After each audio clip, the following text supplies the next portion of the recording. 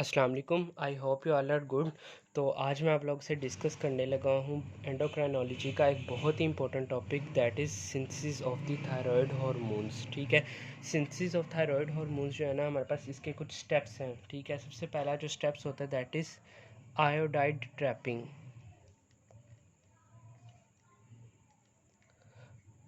अब iodide trapping होता क्या है, हमारे पास बेसिकली एक्टिव ट्रांसपोर्ट होती है of the iodide ions from the plasma into the follicular cells. For example ये हमारे पास ब्लड प्लाज्मा है, इसके अंदर हमारे पास आयोडाइड आयंस प्रेजेंट है।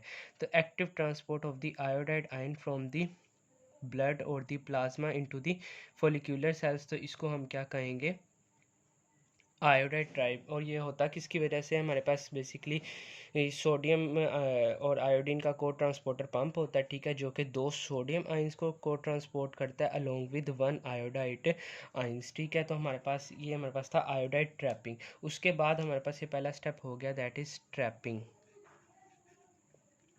उसके बाद नेक्स्ट स्टेप में क्या होता है, हमारे पास ऑक्सीडेशन होती है किसकी, आयोडाइड आयंस की। अब ऑक्सीडेशन बेसिकली क्या होती है, ऑक्सीडेशन हम कहते हैं रिमूवल ऑफ इलेक्ट्रॉन्स को। ठीक है, तो हमारे पास आयोडाइड आयंस था, यानी इसके ऊपर इलेक्ट्रॉन्स एक्सेस में है। तो अगर हम इसको रिमूव कर देंगे तो ये हमारे पास मोलिकुलर आयोडीन के अंदर कन्वर्ट हो जाएगा। इसको हम कहते हैं ऑक्सीडेशन, यानी ये इधर कन्वर्ट हो गया आयोडाइड से आयोडीन के अंदर। तो ये हमारे पास कौन सा प्रोसेस हो गया, ऑक्सीडेशन का। ठीक है, और इसके अंदर जो एंजाइम इन्वॉल्व होता है दैट इज़ पर ऑक्सीडेज एंजाइम। ठीक हो गया, पर ऑक्सीडेज। अब हमारे पास थर्ड स्टेप जो होता है इसके अंदर दैट इज़ आयोडीनेशन। आयोडीनेशन, ठीक है, नाम से पता चल रहा है, यानी binding of the molecular iodine with amino acid tyrosine. ठीक है, तो ये टायरोसिन के साथ बाइंड कर देता है। ठीक है, अब ये हमारे पास किसके अंदर होगा, थायरोग्लोबुलिन के अंदर होगा। थायरोग्लोबुलिन बेसिकली क्या है, हमारे पास ग्लाइकोप्रोटीन होती है that is present with in the thyroid gland, और इसके अंदर हमारे पास थायराइड हार्मोन्स होते हैं जो कि सिंथेसाइज्ड होते हैं। ठीक है, अब हमारे पास आयोडीनेशन के अंदर क्या होगा, आयोडीन हमारे पास क्या करेगी, बाइंड करेगी विद टायरोसिन के साथ, टायरोसिन के साथ। और अब ये हमारे पास क्या बना देगी, देखें अब हमारे पास दो चीज़ें बन रही, एक हमारे पास आयोडीन और टायरोसिन है, तो ये हमारे पास क्या बनेगी, मोनो आइडो टायरोसिन, टायरोसिन। और अगर दो हमारे पास हों तो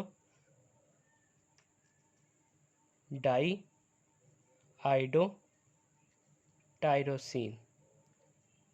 ठीक है, तो ये जो प्रोसेस था combining of iodine with the tyrosine, इसको हमने क्या कहा, आयोडीनेशन। थर्ड स्टेप हमारे पास ये हो गया, और इसके रिजल्ट में हमारे पास दो चीज़ें बनी, मोनो आइडो टायरोसिन और डाई आइडो टायरोसिन। ठीक है, ये तीन स्टेप कंप्लीट हो गए। जो फोर्थ स्टेप है वो हमारे पास बेसिकली क्या होता है, कपलिंग रिएक्शन होता है।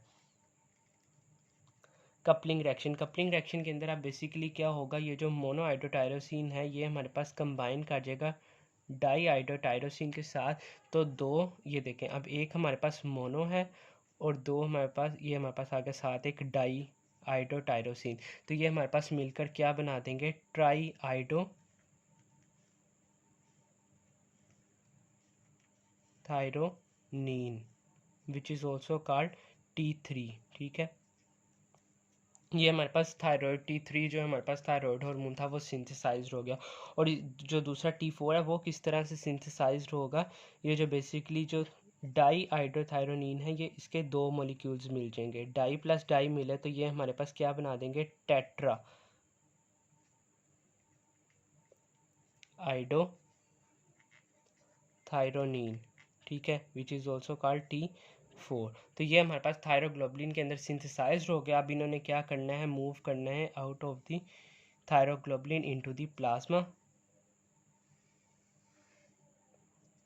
ठीक है, तो ये T3 और ये जो T4 जो न्यूली सिंथेसाइज्ड हो, ये मूव कर देंगे out of the thyroglobulin into the plasma. तो ये बेसिक स्टेप्स से चार स्टेप्स हैं आयोडीन ट्रैपिंग, यानी हमारे पास कंसनट्रेटिंग करना आयोडाइड आयन का inside the follicular cells. Next is the oxidation, removal of the iodide ions, मतलब इलेक्ट्रॉन्स इससे रिमूव करेंगे और मॉलिक्यूलर आयोडीन बन जाएगी। Third one is the iodination.